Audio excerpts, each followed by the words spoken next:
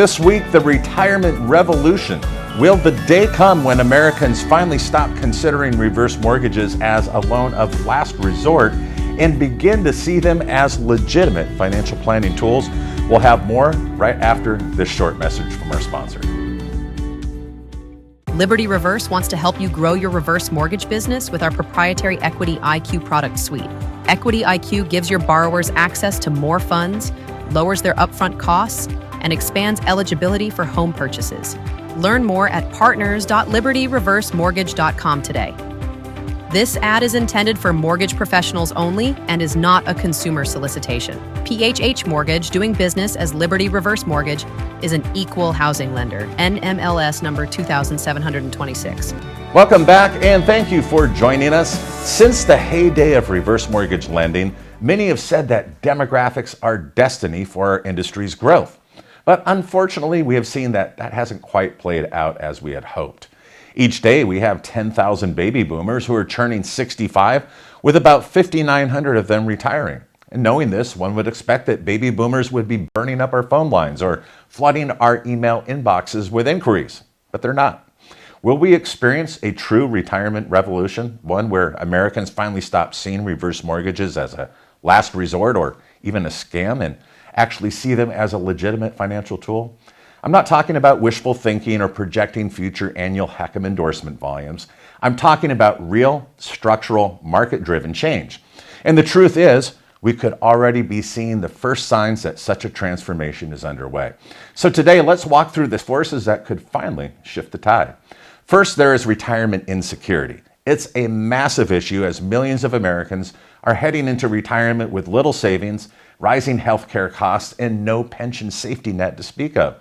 And yet many are sitting on hundreds of thousands of dollars in home equity. Their retirement longevity or even the possibility of stopping work just doesn't pencil out. The math doesn't lie. Second, don't forget Generation X. Now that's my generation. While the boomer wave is still cresting, Gen X is coming in right behind. And unlike their older counterpart, Gen Xers are more comfortable with incurring debt to meet their objectives, using digital tools, and have a flexible mindset when it comes to managing their finances. Demographically, baby boomers, they held the biggest potential for increased HECM acceptance and market growth, but it hasn't panned out. However, Generation X's acceptance of reverse mortgage could eclipse that of the boomers, who generally sought to pass on their home to their heirs. And the third factor that could usher in a retirement revolution and increased acceptance of reverse mortgages is integration. Now, presently, reverse mortgages exist largely in a vacuum, technically part of the financial landscape, but disconnected from the broader systems that retirees rely on today, such as Medicare, Medicaid, Social Security, and even retirement income. Now, bridging those silos could be the missing link. And here's how future policy shifts could finally normalize reverse mortgages. One example would be if Medicaid excluded reverse mortgage loan proceeds from determining eligibility or continued eligibility or their share of costs if they were used for approved healthcare expenses. That would reduce the strain on both state and federal budgets. Several states, in fact, are exploring the possibility of Medicaid light options with a private-public partnership to provide long-term care. Reverse mortgages could be a funding mechanism.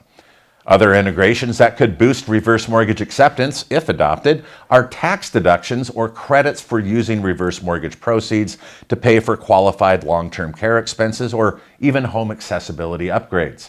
If the federal government did this, if they enacted any of these policies, it would show that they see home equity as a legitimate part of retirement planning, which would move the loan from niche to necessary.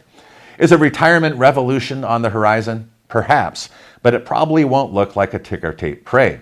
Just as Americans, remember, they were slow to embrace Roth, IRAs, HSAs, or even long-term care. It may take a generation of retirees who don't see their home as untouchable before reverse mortgages go mainstream. Now, such a change would likely be subtle at first and then gradual and finally broadly accepted as a conventional and safe way to manage retirement cash flow. Necessity has a funny way of knocking us down a few notches to consider other alternatives, and that may be just the case for the next cohort of homeowners and financial advisors. In the meantime, you continue connecting, growing, and interacting with homeowners and financial professionals by bringing a unique solution to an all too common problem. Now, what are your thoughts? You can leave your comments in the comments section below. If you'd be so kind as to share this video on your LinkedIn network, thank you very much. Be sure to subscribe, that way you never miss any of our latest episodes. And each and every week, we bring you the most recent reverse mortgage news, but with a twist in our weekly podcasts, HECM World Weekly. We have both an audio and video edition. Listeners can listen and subscribe on Apple Music and Spotify. Thank you so much for spending a few minutes with us, and be sure to return next week for more reverse mortgage news that you'll only find here at HECM World. Have a great week.